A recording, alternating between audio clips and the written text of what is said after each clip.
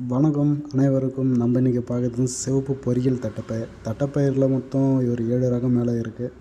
ஆனால் நம்மக்கிட்ட 2 ரகம் இருக்குது. அதில் சிவப்பு ரகம் பார்க்குறோம். இது பொதுவாக பொரியல் தட்டைப்பயிர் சொல்லுவாங்க.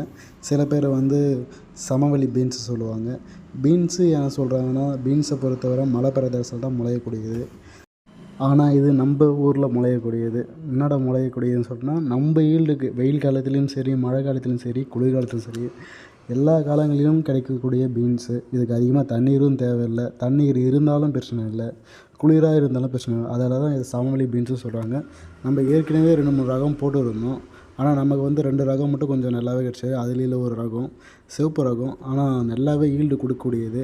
நம்ம அவ்வளோவா இது கவனிப்புலாம் இல்லை. எந்த இது வரையும் எந்த மருந்தும் போடலை, உரமும் போடலை, மற்றபடி எதுவுமே இதுக்கு எதுவும் கொடுக்கல. ஆனால் நல்லாவே ஈல்டு கொடுத்தது.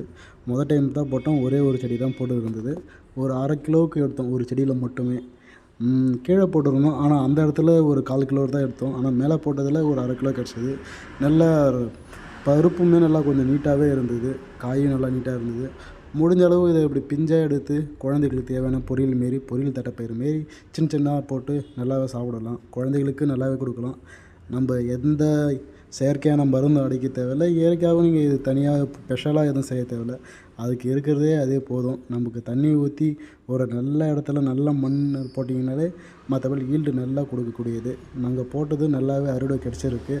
அது இல்லாமல் நம்ம மேலே போட்டது கொஞ்சம் அதோடய காய்கள் கொஞ்சம் நீட்டாகவே இருந்தது. இருக்கிறத விட ஒரு கை அகலம் கை நீட்டுக்கு வந்தது. முட்டி அகலத்துக்கு நல்லாவே இருந்தது. ஒரு செடி தான் போட்டிருக்கோம், நீங்களே பாருங்கள்.